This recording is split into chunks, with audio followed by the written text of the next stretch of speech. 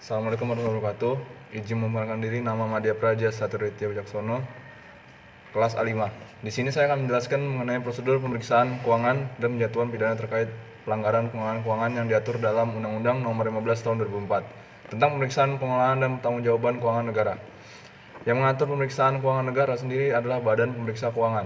Sebelum berlakunya undang-undang ini, dalam pelaksanaan tugas pemeriksaan pengelolaan dan tanggung jawab keuangan negara, BPK berpedoman kepada IAR tahun 1898 nomor 9 sebagaimana telah diubah terakhir dengan tahun 1933 nomor 320. Undang-undang ini bertujuan untuk mewujudkan pengelolaan keuangan negara sesuai dengan ketentuan yang telah ditetapkan dalam Undang-Undang Nomor 17 Tahun 2003 tentang Keuangan Negara dan Undang-Undang Nomor 1 Tahun 2004 tentang Perbendaharaan Negara, di mana perlu dilakukan pemeriksaan oleh satu badan pemeriksa keuangan yang bebas dan mandiri, sebagaimana telah ditetapkan dalam Pasal 23E Undang-Undang Dasar 1945. Lingkup pemeriksaan diantaranya adalah sebagai berikut. Pertama, pemeriksaan keuangan adalah pemeriksaan atas laporan keuangan pemerintah pusat dan pemerintah daerah.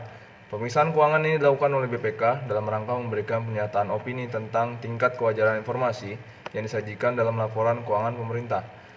Kedua, pemeriksaan kinerja adalah pemeriksaan atas pengelolaan keuangan negara yang terdiri atas pemeriksaan aspek ekonomi dan efisiensi serta pemeriksaan aspek efektivitas yang lazim dilakukan bagi kepentingan manajemen oleh aparat pengawasan intern pemerintah. Yang ketiga, pemeriksaan dengan tujuan tertentu adalah pemeriksaan yang tidak termasuk dalam pemeriksaan keuangan dan pemeriksaan kinerja. Dalam pelaksanaan tugas pemeriksaan, pemeriksa dapat melakukan hal-hal berikut. Yang pertama, meminta dokumen yang wajib disampaikan oleh pejabat atau pihak lain yang berkaitan dengan pelaksanaan pemeriksaan pengelolaan dan tanggung jawab keuangan negara. Yang kedua, mengakses semua data yang disimpan di berbagai media, aset, lokasi, dan segala jenis barang atau dokumen dalam penguasaan atau kendali dari entitas yang menjadi objek pemeriksa atau entitas lain yang dipandang perlu dalam pelaksanaan tugas pemeriksaannya. Ketiga, melakukan penyegelan tempat penyimpanan uang, barang, dan dokumen pengelolaan keuangan negara. 4. Meminta keterangan kepada seseorang. Tujuan permintaan keterangan dilakukan oleh pemeriksa untuk memperoleh, melengkapi, dan atau meyakini informasi yang dibutuhkan dalam kaitan dengan pemeriksaan. Yang terakhir, memotret, merekam, dan atau mengambil sampel sebagai alat bantu pemeriksaan.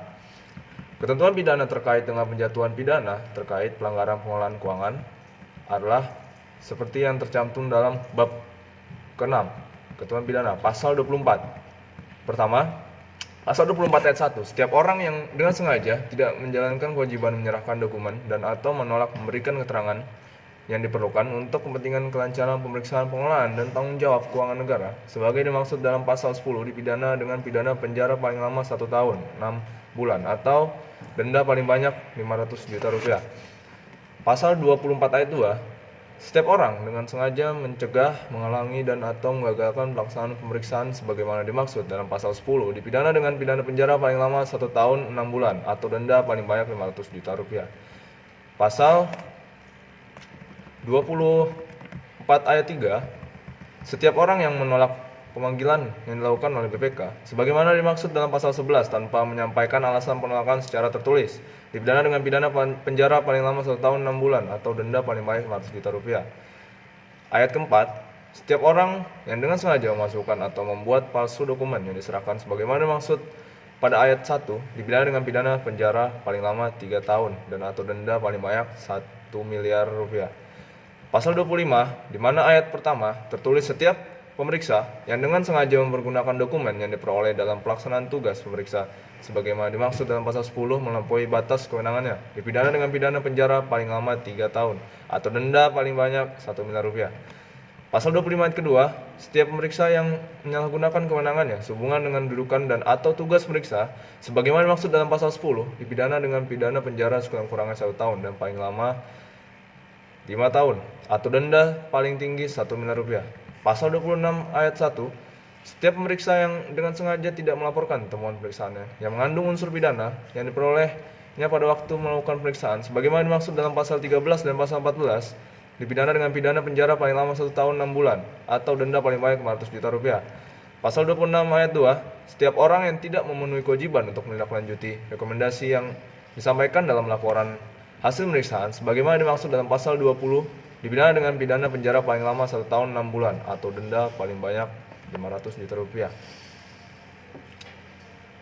Mungkin sekian yang dapat saya sampaikan mengenai prosedur pemeriksaan keuangan dan penjatuhan pidana terkait pelanggaran keuangan yang diatur dalam Undang-Undang Nomor 15 Tahun 2004 tentang pemeriksaan keuangan dan pengawasan keuangan negara. Kurang lebih mohon maaf. Assalamualaikum warahmatullahi wabarakatuh.